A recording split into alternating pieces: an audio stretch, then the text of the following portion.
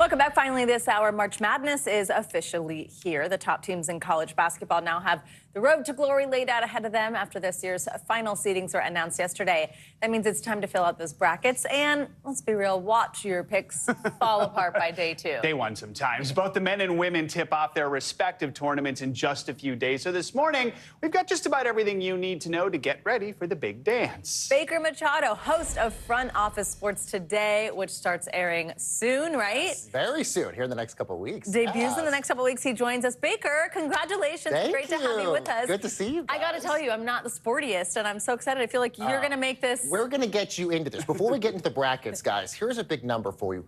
$3.1 billion. That is how much money is going to be wagered on the men's and women's brackets alone. That is double the amount of money that is wagered on the Super Bowl. This is the most legally gambled event in the history of gambling events, which is incredible. And by the way, both tournaments for the men and women going to have incredible amount of energy and people watching this because nobody knows what's going to happen. There is no front runner to win the men's seed. All four number ones right now, according to all the sports books, likely potentially going to win, but nobody's the clear front runner in there. And basically the same on the women's side. You have South Carolina, which was undefeated last year, still one of the best teams in the country, but you could still see a team like UConn, who hasn't won it in the last 8 years, win that in the women's side. Wow. And tell us, okay, you just gave us some of this, but any big surprises here with where we landed? Okay, so let's go through the men's side. Okay, so you have all the four number ones. Florida right now, according to some sports books, potentially could win this, but the number one seed out of all of them is Auburn. Auburn likely could win this. There's no clear front runner like we had last year with the men's side on UConn, which was the clear number one front runner here. You could essentially make a case for all four of those number one seeds that could potentially win it. So that's going to be the big key here in your bracket.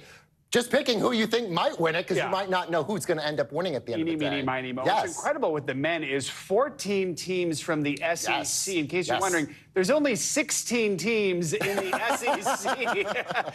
So that stands out. That's pretty extraordinary. And I feel like a lot of people watching Duke simply because they got the best player. Yeah, Duke likely because of Connor Flagg, who's it looks like he's going to be able to play in this tournament because he had this horrible injury just happened just the last few days. But yeah, the SEC, 14 teams getting in this. The record previously was 11 that was set 14 years ago. So it was a complete surprise as to how many teams from the SEC got into this. You even had Texas, which a lot of people thought probably wasn't going to make it in, now is one of the bubble teams that's going to play in one of the play-in games making it in as well. On the women's side, UCLA are number one overall? Yes, and the big side over there also, okay, as you see South Carolina, the other big surprise, University of Southern California, SC, getting one of the number one seeds. Juju Watkins, one of the best players in the entire country. But the big surprise there is UConn, who is the number two seed in that same group, likely probably going to be the one that's then going to knock out USC if you want to look for a big upset there. Right now, it's South Carolina and UConn, the betting favorites over on the women's side right now. All right, we've got less than a minute here, but you mentioned brackets, and we should note the odds of a perfect bracket are 1 in 120 billion.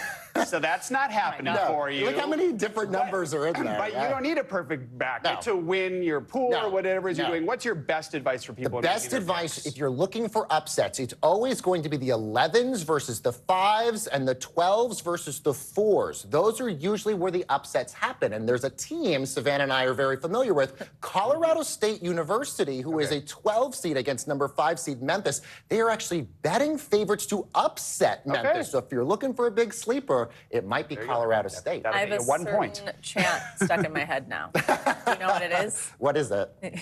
What's a chant? It's not very nice about the CSU Reds. Oh, yes. Well, we both went to University of Colorado Boulder, so we don't have... You don't want them to win. No, we do not.